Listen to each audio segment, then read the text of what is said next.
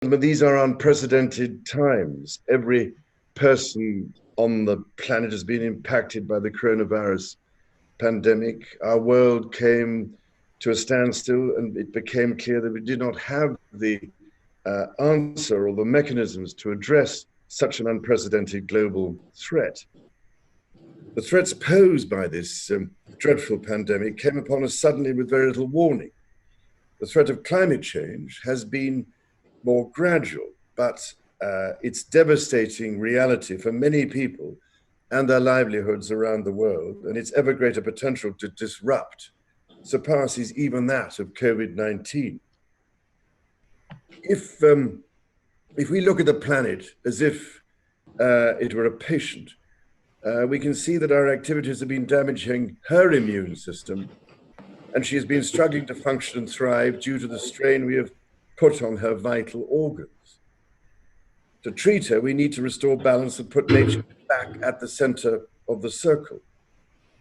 And to achieve this, we must act for health and well-being, understand nature's patterns and cycles, recognize the value of diversity, unity, and the interdependence of all living things, consider the importance of innovation and adaptation, and invest in nature-based solutions to help stimulate a more circular bioeconomy that gives back to nature as much as we take from her.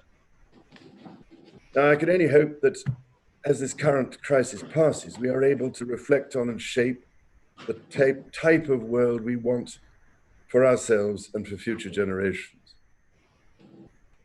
Unfortunately, we so often forget that we are profoundly dependent on nature for our lives and livelihoods.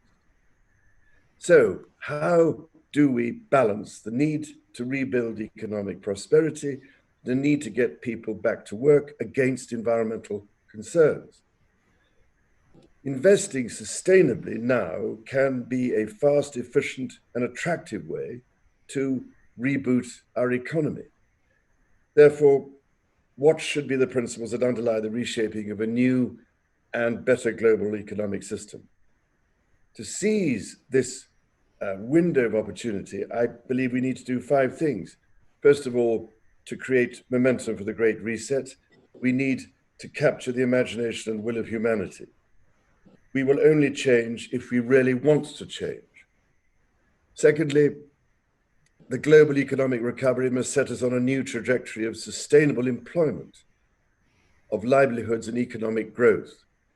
To achieve scale, we must not be afraid to reorientate our long-standing incentive structures, which have been having such perverse effects on our planetary environment and on nature herself, if we are to reap the benefits afforded by a more sustainable world. Thirdly, we must redesign systems and pathways to advance net zero transitions globally. And in this regard, carbon pricing can form a critical pathway to genuinely sustainable markets. This reset moment is our opportunity to accelerate and align our efforts to create truly global momentum. Countries, industries, and businesses moving together can create efficiencies and economies of scale that will allow us to leapfrog our collective progress and accelerate our transition. Fourthly, we must reinvigorate science, technology, and innovation. This crisis has shown the importance of investing in science, technology, and innovation. We are on the verge of catalytic breakthroughs that will alter our view of what is possible and profitable within the framework of a sustainable future. And fifthly, we must rebalance investment. Accelerating sustainable investment could offer significant economic growth and employment opportunities, including in green energy, the regeneration of nature and landscapes, the circular bioeconomy, ecotourism, and green public infrastructure. We have a unique but rapidly shrinking window of opportunity to learn lessons and reset ourselves on a more sustainable path. It is an opportunity we have never had before and may never have again. So we must use all the levers we have at our disposal, knowing that each and every one of us has a vital role to play.